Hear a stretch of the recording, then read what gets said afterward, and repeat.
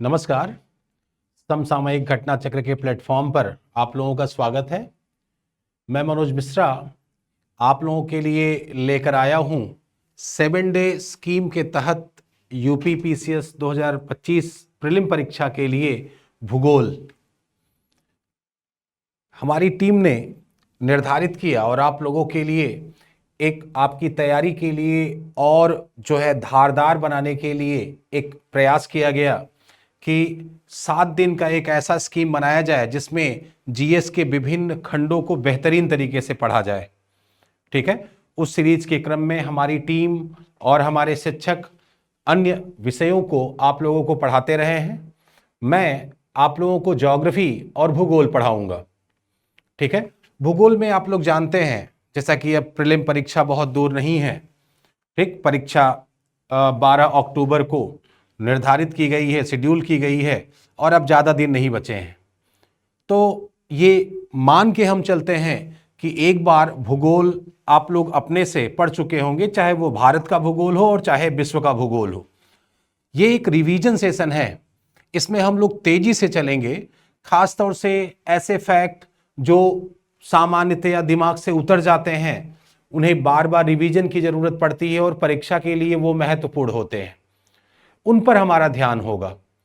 और तेजी से जब आप सुनेंगे तो वो चीज़ दिमाग में और स्थायी तौर पर बैठेगी और जो कुछ मुझे और एडिशनल बातें लगेंगी वो मैं ऐड ऑन करता चलूंगा ताकि आप अपनी परीक्षा में भूगोल के खंड के साथ और सहज रहें।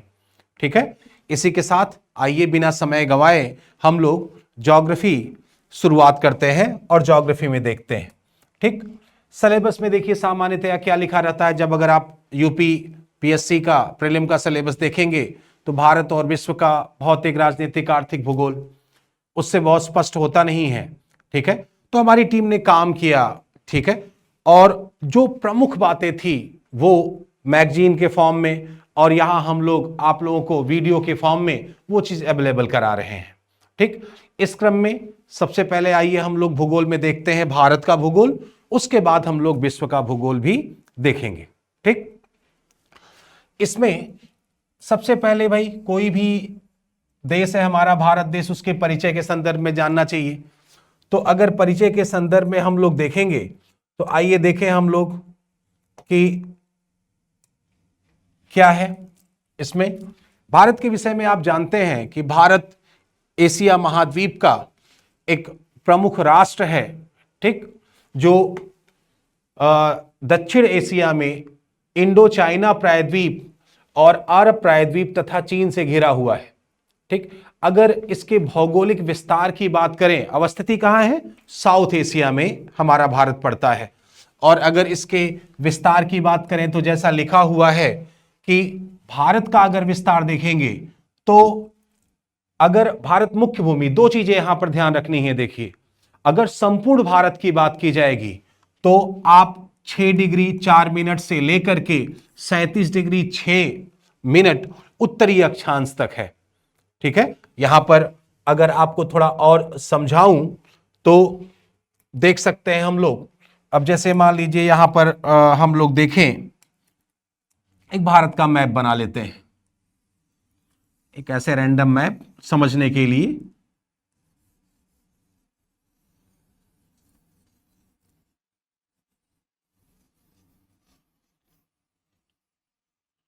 ये भारत जैसा दिखना चाहिए, तेजी से समझाने के लिए बना रहे हैं।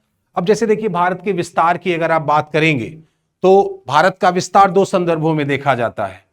एक तो भारत मुख्य भूमि का विस्तार हम देखते हैं, दक्षिणी, उत्तरी, उसके बाद पश्चिमी और पूर्वी।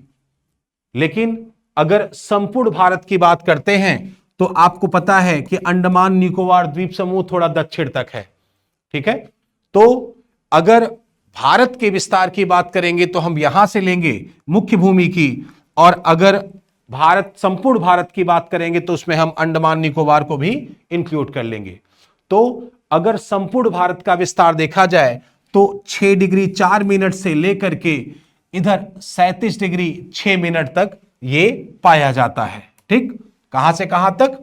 6 डिग्री 4 मिनट से लेकर के 37 डिग्री 6 मिनट तक। उत्तरी अक्षांश, इसका मतलब किस गोलार्ध में है? उत्तरी गोलार्ध में है। जबकि अगर भारत मुख्य भूमि का विस्तार देखेंगे तो वो कहां से है? थोड़ा सा और उत्तर से, कन्याकुमारी से प्रारंभ होता है और ये 8 डिग्री 4 मिनट से प्रारंभ होकर के 37 डिग्री 6 मिनट तक जाता है। इसका मतलब भारत का जो उत्तरी विस्तार है वो 37 डिग्री 6 मिनट तक ही है। ठीक, दक्षिणी विस्तार मुख्य भूमि का कहां तक है? 8 डिग्री 4 मिनट तक। और अगर संपूर्ण भारत की बात की जाए तो 6 डिग्री 4 मिनट या 6 डिग्री 45 मिनट तक कह सकते हैं। ठीक है, तो यह चीज याद रखिएगा। भारत का उत्तरी दक्षिणी बिंदु भी याद होना चाहिए यहां पर। तो भारत का जो दक्षिणी बिंदु माना जाता है, अगर संपूर्ण भारत की बात करेंगे तो आपने इंदिरा पॉइंट का नाम सुना होगा। इसी को आप पिग्मेलियन पॉइंट तथा पार्सन पॉइंट भी कहते हैं, जो भारत के ग्रेट निकोबार द्वीप पर अवस्थित है ना। इसी तरीके से भारत अगर मुख्य भूमि के दक्षिणी बिंदु की बात करेंगे तो वो कहां पर है? वो तमिलनाडु में कन्याकुमारी आपने देखा होगा, केप कॉमोरिन, वो माना जाता है 8 डिग्री 4 मिनट पर। और उत्तर में उत्तरी विस्तार कहां तक है? इंदिरा कॉल तक, जो लद्दाख में पड़ेगा इस समय, लद्दाख केंद्र शासित प्रदेश में। ठीक है, तो भारत का उत्तरी बिंदु इंदिरा कॉल, भारत का मुख्य भूमि का दक्षिणी बिंदु केप कॉमोरिन, इसी तरीके से संपूर्ण भारत का दक्षिणी बिंदु इंदिरा पॉइंट, याद रहेगा। इसी तरीके से अगर आप देशांतरी विस्तार देखें तो देशांतरी विस्तार मतलब पश्चिम पूर्व विस्तार की बात करें तो देशांतरी विस्तार 68 डिग्री 7 मिनट से लेकर के 97 डिग्री 25 मिनट तक है। कितना विस्तार है? 68 डिग्री 7 मिनट से लेकर के 97 डिग्री 25 मिनट तक इसका विस्तार पाया जाता है। तो ये भारत का विस्तार है। अगर आप विस्तार को देखोगे ना तो भारत का जो उत्तरी और दक्षिणी विस्तार है, अगर आप देखोगे तो लगभग 30 डिग्री तक आता है। ठीक है, 29 डिग्री 2 मिनट तक विस्तार आता है उत्तर दक्षिण मतलब अक्षांशीय विस्तार, और 29 डिग्री 18 मिनट आता है पश्चिम पूर्व विस्तार मतलब देशांतरी विस्तार। ये दिमाग में याद रखिएगा। ठीक, अब और आगे हम लोग चलें तो आपको पता है कि भारत के मध्य से कर्क रेखा गुजरती है। कौन सी? भारत के मध्य से कर्क रेखा गुजरती है। इस तरीके से अगर हम लोग देखेंगे तो यहां से कर्क रेखा यहां से जा रही है। ठीक, ये इस तरीके से कर्क रेखा आप देखना चाहिए। कर्क रेखा मतलब क्या है? 23.5 डिग्री नॉर्थ लैटिट्यूड को हम क्या कहते हैं? कर्क रेखा कहते हैं। कर्क रेखा भारत के किन किन राज्यों से गुजर रही है ये आपको जानना चाहिए। अगर आप लोग देखेंगे तो कर्क रेखा अगर पश्चिम से पूरब चलें तो गुजरात से गुजरती है, राजस्थान से गुजरेगी, उसके बाद एमपी से भी गुजरेगी, एमपी के बाद जाएंगे तो छत्तीसगढ़ से, छत्तीसगढ़ के बाद झारखंड, झारखंड के बाद वेस्ट बंगाल, उसके बाद त्रिपुरा और फिर किससे गुजरेगी? मिजोरम। इतने राज्यों से होकर के आपकी जो कर्क रेखा है वो गुजरती है। तो आपसे सवाल प्रीलिम में पूछा जा सकता है कि इनका पश्चिम से पूर्व या पूर्व से पश्चिम क्रम भी लगाइए। क्लियर हो गया? तो ये बात आपको दिमाग में रखना है। तो अब कोई कहे कि भाई कर्क रेखा भारत के किन राज्यों से होकर के गुजरती है, तो क्या बताएंगे? गुजरात से गुजर रही है, राजस्थान से, मध्य प्रदेश से, छत्तीसगढ़ से, झारखंड से, पश्चिम बंगाल से, त्रिपुरा से और मिजोरम से। इतने राज्यों से कर्क रेखा गुजरती है। क्लियर? और कर्क रेखा के समीप की अगर राजधानी पूछे तो आपको पता होगा कि जो झारखंड की राजधानी है रांची, वो कर्क रेखा पर ही लगभग स्थित मानी जाती है। तो ये बात भी अपने दिमाग में आप रखेंगे। ठीक, और आगे अगर हम लोग चलें तो हम लोग देख सकते हैं कर्क रेखा से गुजरने वाले राज्य तो हम लोगों ने देखे। इसी तरीके से भारतीय मानक समय रेखा को देख सकते हैं। भारतीय मानक समय रेखा किस देशांतर को बनाया गया है? ठीक है, आप एक देशांतर इस तरीके से जानते होंगे, और उस देशांतर का नाम क्या है? 82.5 डिग्री ईस्ट लॉन्गिट्यूड, या हम कहें 82 डिग्री 30 मिनट पूर्वी देशांतर रेखा। ठीक, ये जो 82.5 डिग्री पूर्वी देशांतर रेखा है, ये भारतीय मानक समय रेखा के रूप में स्वीकार किया गया है। मानक समय रेखा के रूप में स्वीकार किया गया है। ठीक, अब सवाल उठता है ये किन किन राज्यों से गुजरती है? ठीक, और इसके समीपतम शहर कौन सा है जिसको आधार के रूप में स्वीकार किया गया है? अगर हम लोग देखें तो ये जो रेखा है ये कहां से गुजरेगी? ये गुजरती है यूपी से, उसके बाद मध्य प्रदेश से भी, मध्य प्रदेश के बाद छत्तीसगढ़ से, उड़ीसा से और आंध्र प्रदेश से। इतने राज्यों से यह भारतीय मानक समय रेखा गुजरती है। यह चीज आपको दिमाग में रखनी है। और दो शहर सामान्यतया पूछ लिए जाते हैं कि भारतीय मानक समय रेखा किस शहर से गुजरती है, तो एक नाम अक्सर आ जाता है मिर्जापुर का, और दूसरा एक नाम आता है नैनी प्रयागराज का। किसका? नैनी प्रयागराज का। तो दोनों में से दोनों विकल्प एक साथ नहीं मिलेंगे। अगर दोनों विकल्प एक साथ मिलते हैं तो आप मिर्जापुर को टिक करिएगा। अगर सवाल एक लाइन का बना दिया कि भारतीय मानक समय रेखा किस शहर से होकर गुजरती है, तो आप मिर्जापुर टिक करिएगा। क्योंकि जब आप देखेंगे तो अगर इसके कोऑर्डिनेट्स को देखेंगे, देशांतरी स्थिति को देखेंगे, तो 82.5 डिग्री के ज्यादा समीप मिर्जापुर मिलेगा। नहीं मिलता है तो आप प्रयागराज को टिक कर सकते हैं। ठीक है, तो ये चीज आप दिमाग में रखेंगे। तो भारतीय मानक समय रेखा किन किन राज्यों से गुजर रही है भाई? उत्तर प्रदेश, मध्य प्रदेश, छत्तीसगढ़, उड़ीसा और आंध्र प्रदेश। और निकटतम राजधानी की बात की जाए कि किस राज्य की राजधानी निकटतम है, तो आप इसको भी ध्यान में रख सकते हैं कि रायपुर संभवतः निकटतम राजधानी होगी। ठीक है, तो ये चीज दिमाग में आप रखिएगा। और आगे हम लोग चले। अक्सर परीक्षा में पूछता है कि जो भारत के जो पड़ोसी देश हैं, जो हमारे अंतर्राष्ट्रीय सीमा से संबद्ध देश हैं, नेबरिंग कंट्रीज हैं, उनके विषय में पूछता है। सवाल कई बार ऐसे प्रीलिम में बनते हैं, तो उसके विषय में भी थोड़ा हम लोगों को देख लेना चाहिए। अगर हम लोग देखेंगे पड़ोसी देशों के विषय में, तो अगर हम पड़ोसी देशों के विषय में बात करें तो भारत की जो सीमा है वो 7 अंतर्राष्ट्रीय देशों से, पड़ोसी देशों से हमारी लगती है। कौन कौन से देश हैं? अगर हम यहां मैप में देखें तो मैप में भी देख सकते हैं। अगर आप लोग देखेंगे तो इधर एक दूसरा हम मैप ले लेते हैं। थोड़ा सा आउटलाइन मैप ड्रा करने की आपकी भी आदत होनी चाहिए। मेरी तो पड़ चुकी है, जरूरी नहीं कि हम बिल्कुल पेंटिंग करें मैप की, लेकिन एक आइडिया इससे लग जाता है।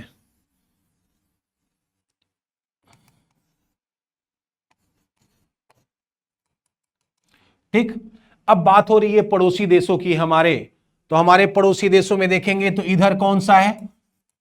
चाइना है ना? चाइना के बाद और आगे चलेंगे, अगर हम लोग क्लॉकवाइज चलें तो चाइना के बाद इधर म्यांमार देख रहे हैं मैप में। म्यांमार के बाद और आगे आप चलेंगे तो इधर आएंगे तो बांग्लादेश देखेंगे, है ना? यहां पर आप नेपाल और भूटान भी देख सकते हैं। और आगे आप बढ़ेंगे तो अगर स्थलीय पड़ोसी की बात कर रहे हैं हम, तो यहां पाकिस्तान देखेंगे, और उसके बाद आगे जाएंगे तो थोड़ा सा अफगानिस्तान देखेंगे। ठीक है, तो कितने पड़ोसी देश आपके हो गए? बांग्लादेश, चीन, उसके बाद पाकिस्तान, नेपाल, उसके बाद म्यांमार, भूटान और अफगानिस्तान। ये हमारे पड़ोसी देश है। अब देखिए सवाल लंबाई के आधार पर भी पूछ सकता है कि अंतर्राष्ट्रीय सीमा की लंबाई के आरोही या अवरोही क्रम में हमारे पड़ोसी देशों को व्यवस्थित कीजिए। साथ ही साथ पड़ोसी देशों को यह भी पूछ सकता है कि पड़ोसी देशों को घड़ी की सुई की दिशा में क्लॉकवाइज या एंटी क्लॉकवाइज ऑर्डर में व्यवस्थित करिए। मैप आधारित सवाल पूछ सकता है, तो यह चीज आपको दिमाग में रखनी होगी। अब इस क्रम में पूछेगा क्लॉकवाइज भारत के पड़ोसी देशों को, तो क्या बताओगे आप? बताओगे पाकिस्तान, अफगानिस्तान, उसके बाद चीन, नेपाल, भूटान, म्यांमार और बांग्लादेश। लेकिन अगर लंबाई के आधार पर देखोगे तो सबसे ज्यादा अंतर्राष्ट्रीय सीमा किसकी लगती है? बांग्लादेश की। उसके बाद किसकी लगती है? चाइना की। फिर किसकी लगती है? पाकिस्तान की। फिर किसकी लगती है? नेपाल की। उसके बाद और आगे चलेंगे तो म्यांमार, भूटान और 106 किलोमीटर अफगानिस्तान। तो ये हमारे कुछ पड़ोसी देश हैं जिनकी सीमाएं भारत से, भारत के विभिन्न राज्यों और केंद्र शासित प्रदेशों से लगती है। क्लियर? तो ये चीज दिमाग में रखना है। और आगे अगर हम लोग चलें तो देखिए यहां पर दिया हुआ है ये फैक्ट। आपको किलोमीटर याद हो जाए तो बहुत अच्छी बात है, लेकिन अगर नहीं याद हो रहा है तो ऑर्डर जरूर याद रखिए दिमाग में, क्योंकि परीक्षा में क्रम आधारित सवाल पूछे जाते हैं। ठीक, फैक्ट भी आते हैं, पता अगर याद कर सके तो बहुत अच्छी बात है, लेकिन अगर नहीं तो दो चीजें इसमें इस डाटा में जरूर याद रखिए। क्या याद रखना है? एक तो क्रम कि भाई कौन कौन से जो है देश हैं। अब इसमें एक एक को चलिए हम लोग देख लेते हैं। मैंने अभी बताया सर्वाधिक अंतर्राष्ट्रीय सीमा किसकी लगती है? बांग्लादेश की। बांग्लादेश की कुल सीमा कितने किलोमीटर की लगती है? लगभग 4096.7 किलोमीटर। मोटा मोटा कहें तो 4097 किलोमीटर कह सकते हैं, मोटा मोटा, लेकिन ये एग्जैक्ट डाटा है। ठीक है, हमारी टीम बहुत रिसर्च करके ही डाटा यहां पर लाती है, उसकी विश्वसनीयता बहुत ज्यादा होती है। ठीक, कोई ऐसे ही किसी भी अनऑथेंटिक स्रोत से चीजें नहीं ली जाती हैं। अब कौन कौन से भारतीय राज्य हैं जो बांग्लादेश से अंतर्राष्ट्रीय सीमा बनाते हैं, इसको भी जानना चाहिए। जब भी मेरी भूगोल की क्लास पढ़िए आगे से, अब सेशन में आप एटलस लेके जरूर बैठिए, क्योंकि एटलस लेके बैठेंगे अपनी आंख के सामने तो वो चीजें ज्यादा फायदेमंद होंगी आपके लिए। और अपने एटलस के पेज पर ही उन्हें पॉइंट आउट करते चलिए। आपका एटलस जो होता है आपका नोटबुक होता है, ठीक है, वो सिर्फ बुक नहीं है, नोटबुक है। और वो टिल सिलेक्शन, उसमें जो इंफॉर्मेशन आप ऐड ऑन करते चले जाते हैं छोटे छोटे अक्षरों में, ठीक है, वो रिवीजन के क्रम में आपको जो है कि बहुत हेल्प करता है। और ये सेशन भी रिवीजन सेशन है, तो ये चीज दिमाग में रखिए। तो कौन कौन से भारतीय राज्य सीमा बना रहे हैं? पश्चिम बंगाल बना रहा है, उसके बाद असम बना रहा है, मेघालय, त्रिपुरा और मिजोरम। ये जो है ये अंतर्राष्ट्रीय सीमा बनाते हैं किससे? बांग्लादेश से। उसके बाद चीन, दूसरा पड़ोसी कौन सा था जिसकी सर्वाधिक लंबाई थी? चीन। चीन की अगर अंतर्राष्ट्रीय सीमा देखेंगे तो लगभग 3488 किलोमीटर के आसपास इसकी अंतर्राष्ट्रीय सीमा लगती है। और कौन कौन से भारतीय राज्य और केंद्र शासित प्रदेश चीन के साथ सीमा साझा करते हैं? उसमें लद्दाख केंद्र शासित प्रदेश है। उसके बाद नीचे आएंगे क्रम से तो हिमाचल प्रदेश मिलेगा, अगर आप अपना एटलस देख रहे हैं तो हिमाचल प्रदेश के बाद उत्तराखंड। फिर और आगे बढ़ेंगे अगर मैप में तो कौन आएगा? यहां देखिए, देख सकते हैं हम लोग कि लद्दाख वाला एरिया सीमा बनाएगा, फिर हिमाचल प्रदेश, उत्तराखंड, इधर सिक्किम और इधर अरुणाचल प्रदेश। ठीक है, तो ये सीमा यहां बना रहे हैं। और आगे हम लोग अगर चलें तो बांग्लादेश के बाद ये चीन के बाद और कौन सा तीसरा है? पाकिस्तान। पाकिस्तान की अंतर्राष्ट्रीय सीमा कितनी लग रही है? 3323 किलोमीटर के आसपास। ठीक, और कौन कौन से राज्य, यूनियन टेरिटरी इससे सीमा साझा कर रहे हैं? उसमें एक तो आप लद्दाख और JNK, जम्मू एंड कश्मीर देख रहे हैं। पहले ये जम्मू कश्मीर राज्य था, आगे चल करके अभी कुछ वर्षों पहले इसे 2 यूनियन टेरिटरी में विभाजित कर दिया गया प्रशासनिक सुविधा के लिए। ठीक, तो लद्दाख और जम्मू कश्मीर की सीमा लगती है। फिर नीचे आएंगे तो पंजाब की भी सीमा लग रही है, राजस्थान की भी सीमा लगती है और गुजरात की भी सीमा लगती है। तो ये पाकिस्तान से सीमा साझा करने वाले ये पड़ोसी देश हैं। ठीक है, तो ये चीज आपको दिमाग में रखनी है।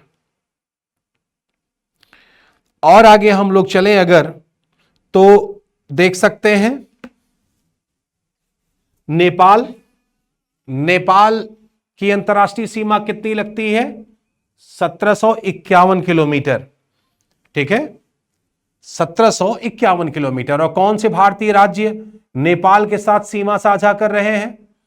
इसमें अगर आप लोग देखेंगे तो उत्तराखंड है अपना एटलस देखेंगे तो, उसके बाद उत्तर प्रदेश, बिहार, पश्चिम बंगाल और सिक्किम। ये आप चाहें तो आप इस मैप में भी देख सकते हैं। यहां पर देखिए ये वाला एरिया है, तो यहां ये उत्तराखंड हो जाएगा, यूपी हो जाएगा, बिहार हो जाएगा, वेस्ट बंगाल हो जाएगा और सिक्किम। तो ये जो है राज्य नेपाल के साथ सीमा साझा करते हैं। और आगे अगर हम लोग चलें तो म्यांमार है। म्यांमार 1643 किलोमीटर की अंतर्राष्ट्रीय सीमा साझा करता है। ठीक है, और म्यांमार से सीमा साझा करने वाले जो भारतीय राज्य हैं वो पूर्वोत्तर के राज्य हैं आपके। कौन कौन से? अरुणाचल प्रदेश है, नागालैंड है, मणिपुर है और मिजोरम है। ठीक है, अरुणाचल प्रदेश, नागालैंड, मणिपुर और मिजोरम। अरुणामामी एक कोड बना सकते हैं, अरुणामामी। अरुणा कोई महिला हो सकती है और जो है कि वो किसी की मामी भी हो सकती है। तो अरुणामामी से कोड से पता चल जाएगा अरुणाचल प्रदेश, नागालैंड, मणिपुर और मिजोरम। तो ये भारतीय राज्य हैं जो म्यांमार के साथ अंतर्राष्ट्रीय सीमा साझा कर रहे हैं। अब भूटान के साथ कौन अंतर्राष्ट्रीय सीमा साझा कर रहा है? भूटान की जो अंतर्राष्ट्रीय सीमा की लंबाई है वो 699 किलोमीटर के आसपास है। ठीक है, पानी 699 किलोमीटर के आसपास।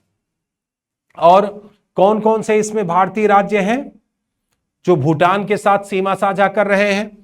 तो आप देखेंगे सिक्किम है ही है, वेस्ट बंगाल थोड़ा सा सीमा लगता है, असम की लगती है और अरुणाचल प्रदेश की लगती है। तो ये राज्य जो है सीमा साझा करते हैं। क्लियर? फिर सबसे कम सीमा 106 किलोमीटर के आसपास किसकी लगती है? ठीक, ये लगती है अफगानिस्तान की। ठीक है, अफगानिस्तान की सीमा कितने किलोमीटर के आसपास है? 106 किलोमीटर की अंतर्राष्ट्रीय लंबाई है। ठीक है, वो भी लद्दाख से लगती है। लद्दाख का जो एरिया पाक ऑक्यूपाइड है, जिसे POK हम लोग कहते हैं, पाक ऑक्यूपाइड कश्मीर, वहां पर जाकर के इसकी सीमा लगती है। क्लियर? तो कुल कितने किलोमीटर की अंतर्राष्ट्रीय सीमा है? ठीक, तो क्या बताएंगे? 15,106.7 किलोमीटर की कुल अंतर्राष्ट्रीय सीमा की लंबाई है। ये एक बात आपको एकदम दिमाग में रखनी है। ठीक है, और आगे हम लोग चलें तो देखते हैं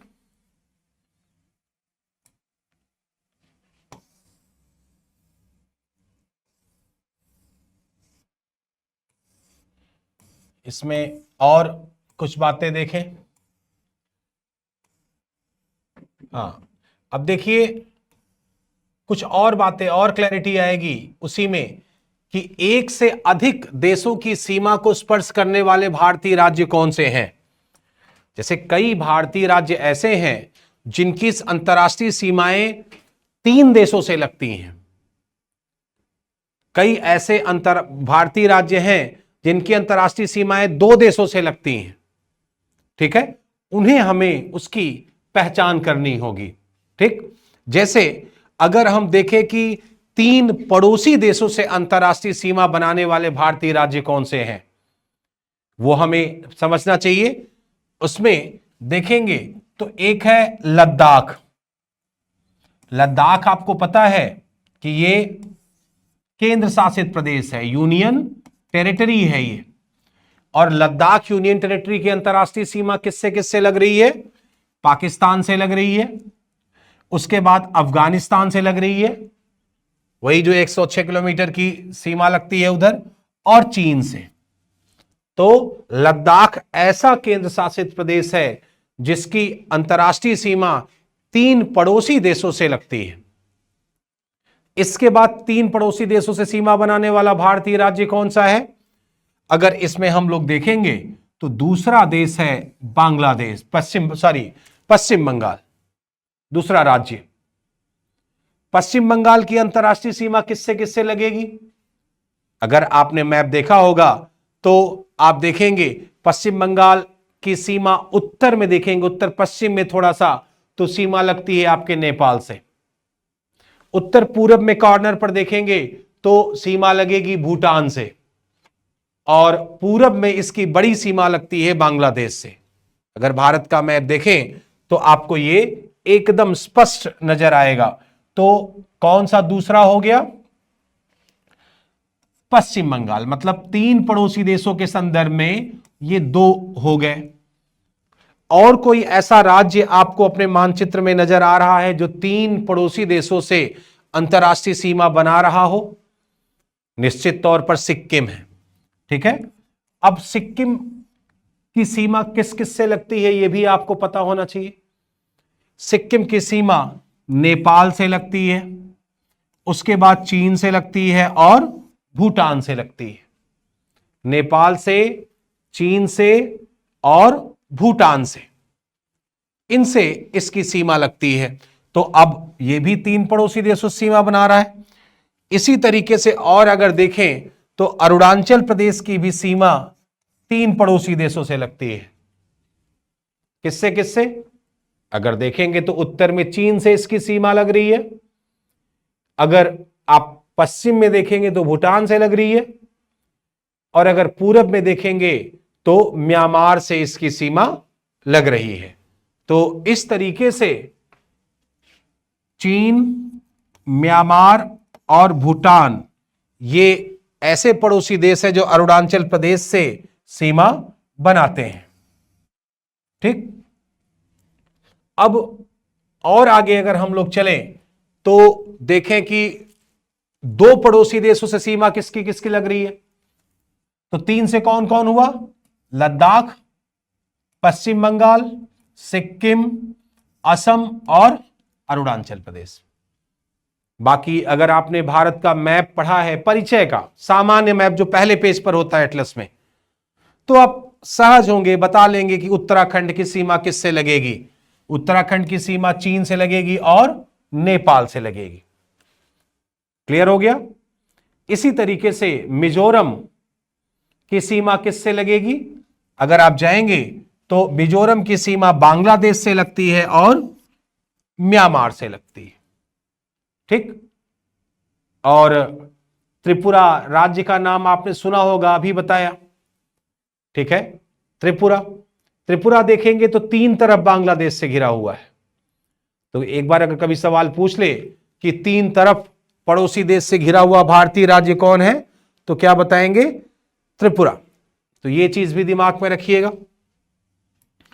और आगे चले क्रम से तो हमको देखना चाहिए कि तट रेखा की लंबाई, देखिए तट रेखा की लंबाई जरूर देखिए। ठीक है, क्योंकि हाल में इसमें परिवर्तन हुआ है। ये तो आपको पता है कि हमारे जो भारत का दक्षिणी भाग है, जिसे आप प्रायद्वीपीय भारत कहते हैं, वो 3 तरफ जल से घिरा हुआ है। अगर अपने प्रायद्वीपीय भारत के पूरब में देखेंगे तो बंगाल की खाड़ी पाई जाती है, अगर इसके दक्षिण में देखेंगे तो हिंद महासागर पाया जाता है, अगर इसके पश्चिम में देखेंगे तो अरब सागर का विस्तार पाया जाता है। ठीक है, तो इस तरीके से ये प्रायद्वीपीय संरचना है। साथ ही साथ अगर आप देखेंगे तो सागरीय क्षेत्र में, जलीय क्षेत्र में भारत के अनेक द्वीप फैले हैं। ठीक है, तो इस तरीके से भारत के जो कुल स्थल की जो तटीय लंबाई है वो बहुत ज्यादा हो जाती है। शुरुआती समय में जब तकनीकी उन्नति इतनी ज्यादा नहीं थी, सर्वेक्षण इतने सूक्ष्म स्तर पर नहीं किया गया था, तब इसकी लंबाई जो भारत की कुल तटीय लंबाई बताई जाती थी वो 7516.6 किलोमीटर की बताई जाती थी। ठीक है, लेकिन अब हाल में संभवतः 2024 में इसमें जो है कि संशोधन हुआ और भारत सरकार ने जो है कि नया डाटा प्रस्तुत किया जो विविध आधुनिक सर्वेक्षण पर आधारित था। तो काफी चीजें परिवर्तित हुई हैं और हो सकता है परीक्षा में आपको प्रश्न दिखे। अगर पेपर बनाने वाले ने कुछ जो है कि नए प्रश्नों पर विचार किया होगा तो यहां से प्रश्न बनने की संभावना है। ठीक है, तो आप इसको देख लेंगे एक बार। अब अगर हम लोग आंकड़े देखें तो जो भारत के राज्यों और केंद्र शासित प्रदेशों की तटीय रेखा की लंबाई है 1970 के दशक के अनुसार लंबाई भी दी गई है और उसके बाद संशोधित लंबाई भी दी गई है। ठीक है, जो मैंने बताया अभी हाल में संशोधन हुआ उसके अनुसार कितनी लंबाई होगी वो भी दी गई है। ठीक है, तो उसको भी हम लोग देखेंगे।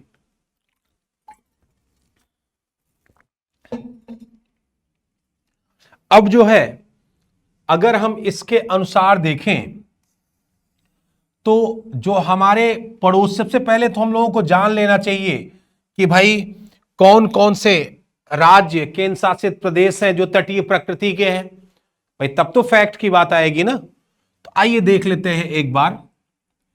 अगर देखेंगे तो मैंने बताया कि दक्षिण भारत प्रायद्वीपीय आकृति का है, तो हम लोगों को देख लेना चाहिए कि कौन कौन से भारतीय राज्य और केंद्र शासित प्रदेश हैं जो तटीय प्रकृति के हैं, है ना। तो अगर आप देखेंगे तो कौन कौन से राज्य मिल रहे हैं। एक तो गुजरात मिल रहा है, क्रम से अगर हम लोग आए तो गुजरात के बाद नीचे आएंगे तो कौन मिल रहा है, महाराष्ट्र, है ना। अभी केंद्र शासित प्रदेश को हम लोगों ने छोड़ा है, राज्य देख ले फिर वो भी देख लेंगे। महाराष्ट्र के बाद नीचे आएंगे तो कौन मिलेगा, गोवा, गोवा के बाद कर्नाटका, कर्नाटका के बाद केरला। ये पश्चिमी तटीय राज्य हैं। इसी तरीके से पूर्वी तटीय राज्यों में कौन कौन से राज्य होंगे। पूर्वी तटीय राज्यों में आप यहां तमिलनाडु को देखते हो, फिर आप आंध्र प्रदेश को देखते हो, आंध्र प्रदेश के बाद और आगे आते हो तो उड़ीसा को और वेस्ट बंगाल को। तो कितने भारतीय राज्य हो गए जो तटीय प्रकृति के हैं, तो 1 2 3 4 5 6 7 8 9, मतलब 9 states are coastal in nature. अब यूनियन टेरिटरी भी कौन कौन से हैं जो तटीय प्रकृति के हैं। उसमें से अगर आप लोग देखेंगे तो इधर आपको एक मिल जाएगा अंडमान निकोबार आइलैंड, अंडमान निकोबार के बाद आपको दूसरा मिल जाएगा लक्षद्वीप, फिर तीसरा आप देखोगे तो आपको मिलेगा दादरा नगर हवेली और दमन दीव, अब एक साथ कर दिया गया है। उसके बाद और आगे जाओगे तो आपको और मिलेगा 5वें नंबर पर पुडुचेरी। ठीक है, तो ये आपके क्या रहे, केंद्र शासित प्रदेश रहे। ठीक, तो ये चीज दिमाग में रखना है। और आगे चलेंगे तो देख सकते हैं हम लोग। अब देखिए डाटा की क्या स्थिति है। भारत का सर्वाधिक लंबाई वाला जो राज्य रहा है, तटीय लंबाई वाला राज्य, वो कौन सा है? वो है गुजरात। गुजरात पुराने डाटा के हिसाब से उसकी लंबाई 1214.7 किलोमीटर बताई जाती थी, लेकिन जो वर्तमान डाटा है, नया आधिकारिक डाटा आया है, उसके अनुसार इसकी लंबाई कितनी हो गई है? 2340.62 किलोमीटर। इसका मतलब है कि लगभग 2 गुना वृद्धि हो गई। क्योंकि देखिए पहले क्या था ना कि जो लंबाई का आकलन किया जाता था बहुत माइक्रो लेवल पर नहीं किया जाता था। जैसे कुछ इनलेट्स हैं, कुछ कटे फटे भाग हैं, उसको इग्नोर किया जाता था। लेकिन अब सबको लिया गया है, इसीलिए लंबाई में इतना परिवर्तन, इतनी वृद्धि हुई है। ठीक, इसी तरीके से अगर आप देखेंगे तो महाराष्ट्र की पहले लंबाई कितनी थी? पहले लंबाई थी 652.6 किलोमीटर। अब कितनी लंबाई हो गई है? अब लंबाई हो गई है 877.97 किलोमीटर। इसी तरीके से गोवा है, गोवा की लंबाई 101 किलोमीटर थी, अब 193.95 किलोमीटर हो गई है। कर्नाटका की लंबाई 280 किलोमीटर थी, अब लंबाई कितनी हो गई है? 343.3 किलोमीटर। केरला की लंबाई पर क्या परिवर्तन हुआ? 570 मोटा मोटा अगर मान लें, अब लंबाई इसकी कितनी हो गई है? 600 किलोमीटर के आसपास। 600 जो है 600.15 किलोमीटर। तमिलनाडु की लंबाई पहले 906.9 किलोमीटर थी, अब कितनी लंबाई हो गई है? 1068.69 किलोमीटर। ठीक, और उसके बाद आंध्र प्रदेश की लंबाई कितनी है? पहले लंबाई इसकी 973 थी और अब लंबाई कितनी हो गई है? 1053.07 किलोमीटर। यहां एक बात आपको ध्यान रखनी है, जो सवाल पूछेगा, तमिलनाडु और आंध्र प्रदेश की कंपैरेटिव स्टडी आप करिए। इसमें पहले आंकड़ा क्या था? गुजरात तो पहले नंबर पर निर्विरोध रूप से पुराने डाटा के हिसाब से भी है और नए डाटा के हिसाब से भी है। देखिए सवाल कैसे बनेंगे? सर्वाधिक तटीय लंबाई वाला राज्य में कोई परिवर्तन नहीं हुआ, कई बार आया है, फिर से आ जाता है, तो कोई दिक्कत नहीं होगी आपको। लेकिन जहां परिवर्तन हुआ है, ऑर्डर बदला है, वो दिमाग में रखना है। पहले दूसरे नंबर पर कौन सा राज्य हुआ करता था? 973 किलोमीटर था, और तमिलनाडु का कितना था? 906.9 या 907 किलोमीटर मान लीजिए। तो 973 था, इधर 906 था।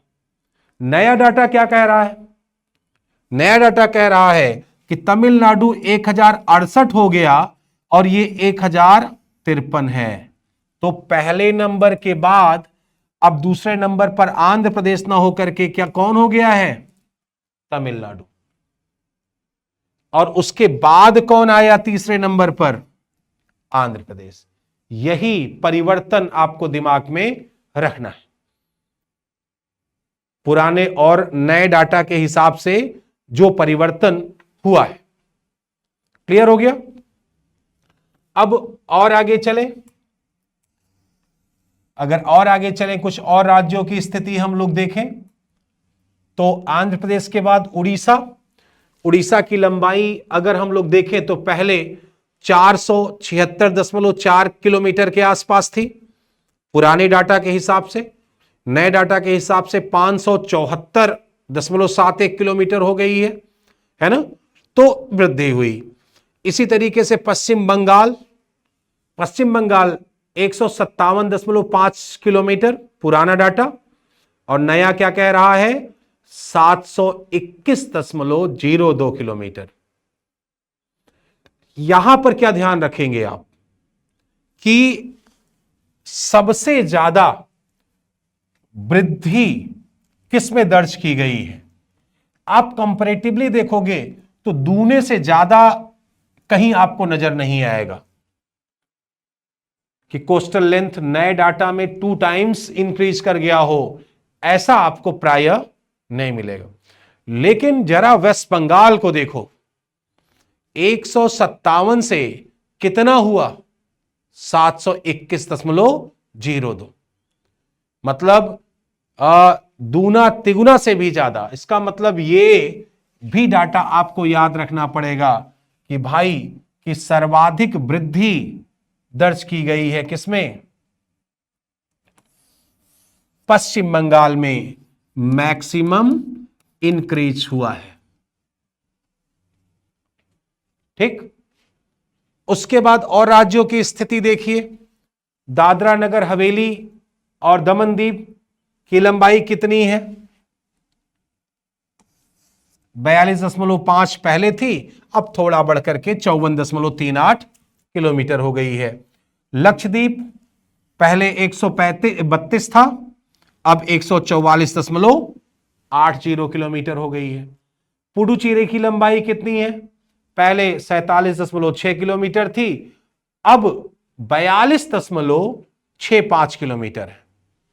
अब यहां पर भी देखिए, एक चीज गौर करिए कि यही एक डाटा हमें दिख रहा है जहां पर तटीय लंबाई में कमी आई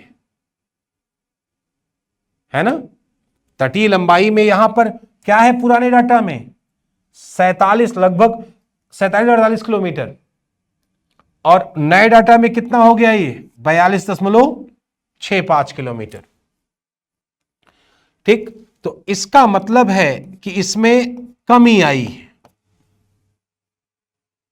ठीक, इसके बाद अगर हम लोग देखें और आगे चलें तो पुडुचेरी को याद रखिएगा। यहां पर इस संदर्भ में पुडुचेरी को याद रखेंगे। क्यों याद रखेंगे, क्योंकि ये ऐसा है जहां पर कमी दिख रही है आपको इस आंकड़े के अनुसार, और हमें लग रहा है कि सबसे कम, एक तो कमी प्लस ये मिनिमम भी है। क्लियर हो गया। अंडमान निकोबार की लंबाई कितनी थी, तटीय लंबाई सबसे पहले कितना था, पहले था 1962 किलोमीटर, अब बढ़कर के कितनी हो गई है, 3083.5 किलोमीटर। देख रहे कितना इंक्रीज कर गया। तो अब अगर आप लोग देखिए तो सबसे ज्यादा तटीय लंबाई किसकी हो गई, अंडमान निकोबार की। दूसरे नंबर पर कौन हो गया, गुजरात हो गया। तीसरे नंबर पर कौन हो गया, आंध्र प्रदेश नहीं, तमिलनाडु। और चौथे नंबर पर कौन हो गया, आंध्र प्रदेश। और क्या ध्यान रखना है, सबसे ज्यादा इंक्रीज किस में दिख रहा है, वेस्ट बंगाल में सबसे ज्यादा वृद्धि। और किसको याद रखना है, पुडुचेरी। पुडुचेरी क्यों याद रखोगे, क्योंकि इसमें कमी है। और इस डाटा के अनुसार हमें जो नजर आ रहा है, सबसे कम लंबाई भी उसी की दिख रही है, सबसे कम तटीय लंबाई संशोधित के हिसाब से। पहले कौन था, पहले अगर आप लोग देखेंगे तो पहले जो दमन द्वीप था वो था। तो ये चीज याद रखिए। अब मैंने बताया था अभी कि कुल तटीय लंबाई 7516.6 किलोमीटर थी, लेकिन संशोधित आंकड़े के अनुसार अब कितनी हो गई है, 11,098.81 किलोमीटर। नए आंकड़े के अनुसार कितनी हो गई, 11,098.81 किलोमीटर।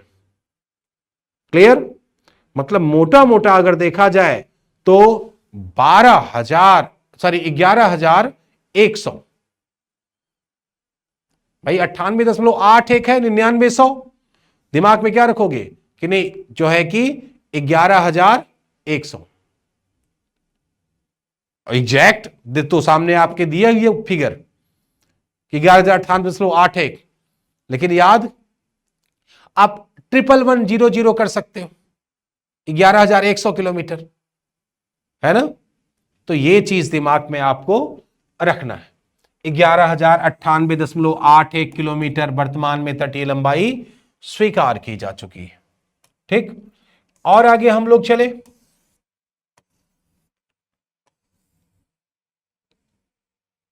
ठीक, और आगे हम लोग चलें तो हम लोगों को देखना चाहिए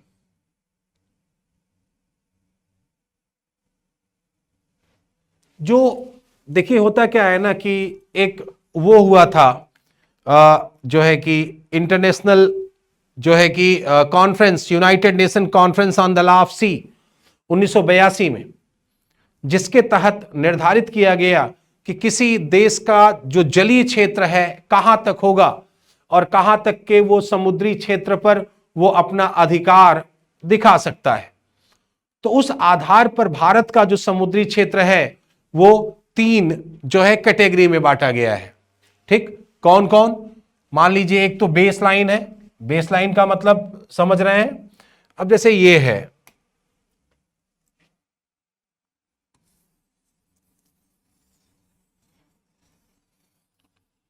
ये आपका जो है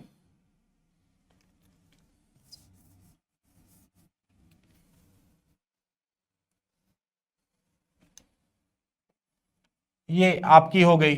अब देखिए ये तो मान लीजिए बेस लाइन सी लेवल हो गया। अब यहां से कहां कहां तक का क्षेत्र किस किस स्तर का भारत का है, तो 3 कैटेगरी में बांटा गया है। एक तो 12 नॉटिकल माइल, 24 नॉटिकल माइल और 200 नॉटिकल माइल। ठीक है, कौन कौन? मैप में देखा आपने, 12 नॉटिकल माइल समुद्री मील, नॉटिकल माइल को क्या कहते हैं? समुद्री मील। 24 समुद्री मील और 200 समुद्री मील।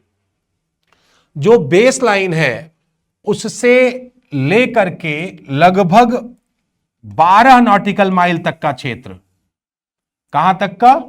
12 नॉटिकल माइल तक का जो क्षेत्र होता है उसे क्या कहा जाता है? टेरिटोरियल सी कहा जाता है, क्षेत्रीय सागर कहा जाता है।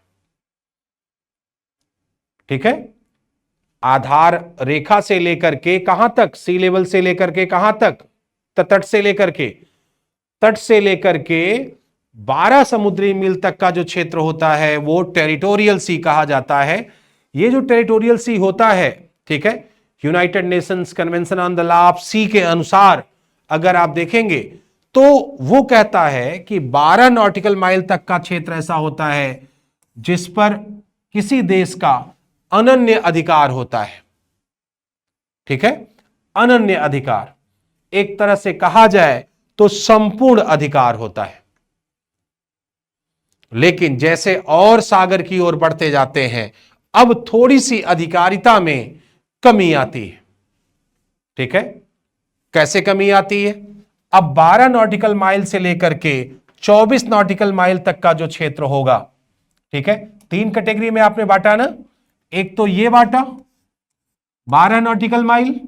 अब 12 से 24 तक का जो क्षेत्र है, ठीक है, यहां पर अधिकारिता में अब थोड़ी कमी आएगी और इसे कंटीजियस जोन कहते हैं।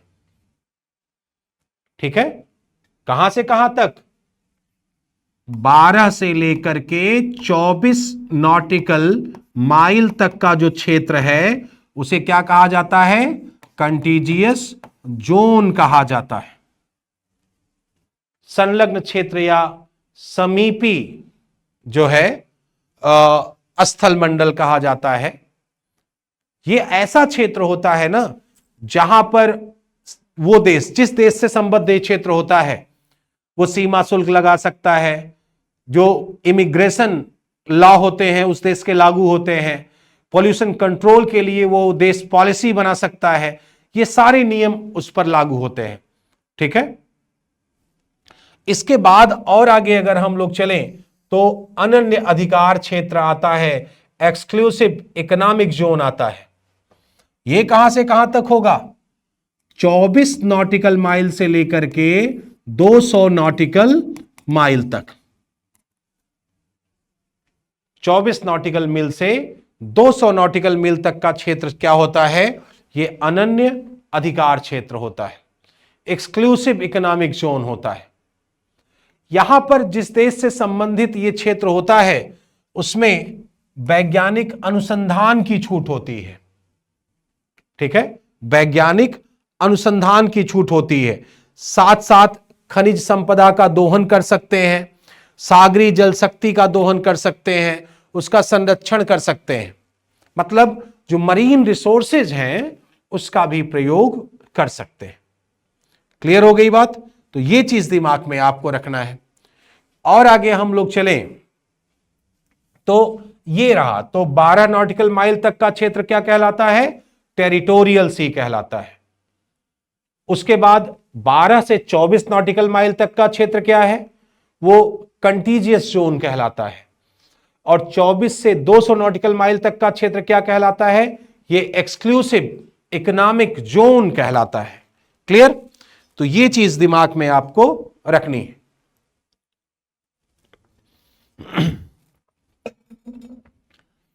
और आगे चलते हैं। और 1 नॉटिकल माइल बराबर कितना होता है आपको पता होना चाहिए। ये लगभग 1.82 के आसपास होता है। 1.8 मोटा मोटा मान लीजिए। कोई पूछ ले कि 1 नॉटिकल माइल कितना होता है तो क्या बताएंगे? 1.8 किलोमीटर के आसपास ये होता है। ठीक, अब आइए और आगे चलें। और आगे चलें तो हिमालय का प्रादेशिक विभाजन देख लेना चाहिए। यहां से सवाल प्रायः आते हैं। ठीक, और हिमालय का प्रादेशिक विभाजन देखेंगे। हिमालय आपको पता है कि हिमालय पर्वत भारत के उत्तर और उत्तर पूर्व में अवस्थित नवीन बलित पर्वतीय क्षेत्र है, जिसका विस्तार पश्चिम में पाकिस्तान की सीमा से लेकर के पूर्व में म्यांमार की सीमा तक एक चाप के आकार में पाया जाता है।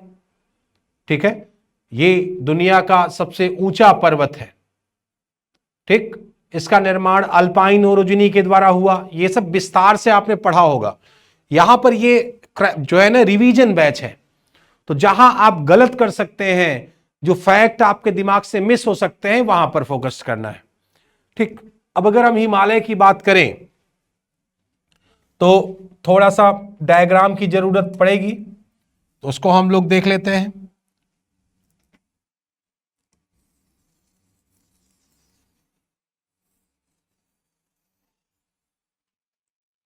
ये डायग्राम आपको भी इसी तरीके से रफली बनाने आना चाहिए। जरूरी नहीं कि बिल्कुल पेंटिंग करिए या कंप्यूटर की तरह बनाइए, लेकिन जब आप मेंस लिखेंगे और कुछ रिप्रेजेंट करने के लिए जरूरत पड़ेगी तो इस तरीके से मैप बनाने आना चाहिए। 20-25 सेकंड में आप मैप बना दीजिए, जितना जल्दी 10-15 सेकंड बनाइए। घड़ी की घड़ी रखिए, टाइमर लगाइए और देखिए कितनी जल्दी खींच सकते हैं मैप। ये बहुत जरूरी है क्योंकि मेंस भी तो लिखेंगे आप, और मेंस में कोई भी चीज रिप्रेजेंट करनी है। ठीक है, चाहे वो एग्रीकल्चरल रिलेटेड चीज हो, चाहे इंडस्ट्री से हो, चाहे रिसोर्सेज से हो, चाहे पॉपुलेशन से हो, चाहे फिजिकल ज्योग्राफी से हो, चाहे इंडिया के संदर्भ में हो, तो डायग्राम तो बनाने आना चाहिए। तो ये चीज, अब देखिए, ये आप जानते हैं कि भारत के उत्तर और उत्तर पूर्व में किस पर्वत का विस्तार पाया जाता है? ये पूरा एरिया हिमालय पर्वत का विस्तार पाया जाता है। और हिमालय पर्वत का जो वर्गीकरण किया गया है, 2 आधारों पर किया गया है।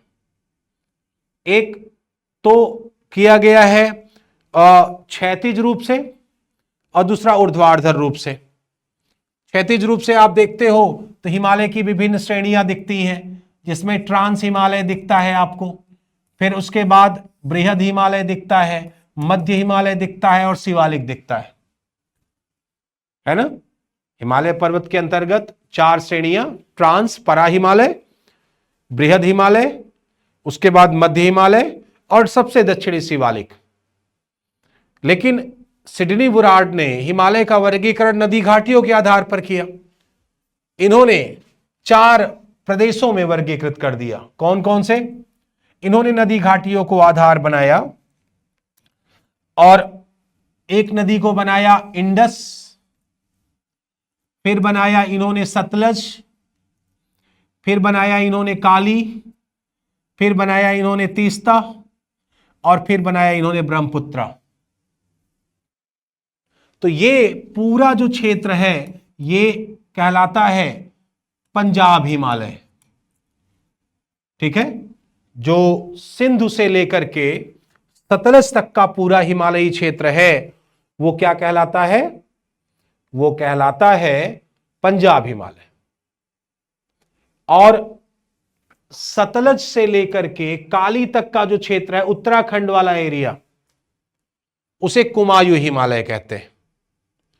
फिर काली से लेकर के तीस्ता तक नेपाल हिमालय हो जाता है, और आगे जाते हैं तो आसाम हिमालय हो जाता है। अब इनकी लंबाई में लगाने के लिए ऑर्डर आ सकता है। हिमालय आपने पढ़ा है तो याद रखिएगा कि इन विभिन्न क्षेत्रों की पर्वत चोटियां प्रमुख कौन सी हैं, यहां कोई ग्लेशियर है कि नहीं है, तो यह चीज आपको दिमाग में रखनी है। ठीक है, अब जो है यहां पर देखें, देखिए वही चीज आपको दिखेगी।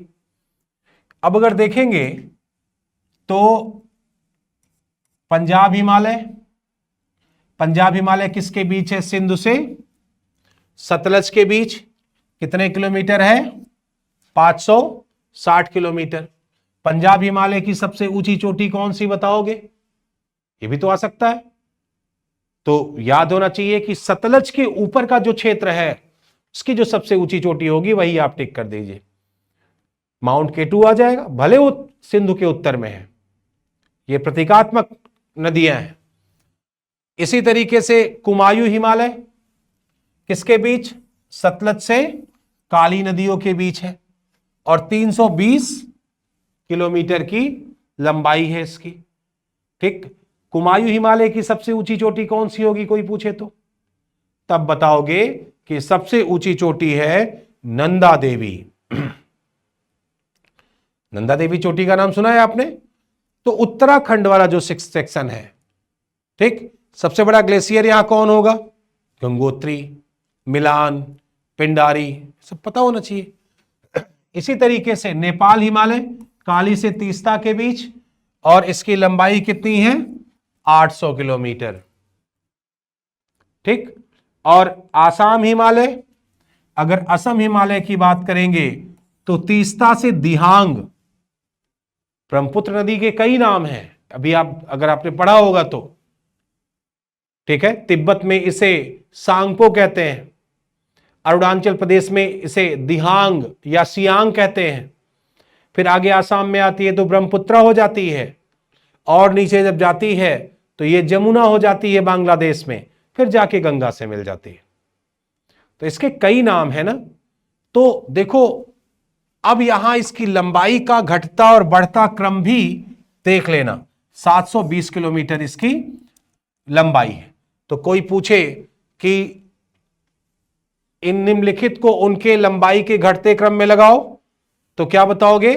800 किलोमीटर जो है नेपाल हिमालय है, और 800 किलोमीटर के बाद 800 किलोमीटर के बाद अगर देखेंगे तो आसाम हिमालय कितना है? 720 किलोमीटर। उसके बाद पंजाब हिमालय 560, और उसके बाद आप देखेंगे कि सबसे कम कुमायूं हिमालय है 320 किलोमीटर। क्लियर? तो ये बातें ध्यान रखना चाहिए। भारत के दर्रों को भी आपको जरूर पढ़ना चाहिए। और चलिए हम लोग आज भारत के प्रमुख दर्रों को देखते हैं।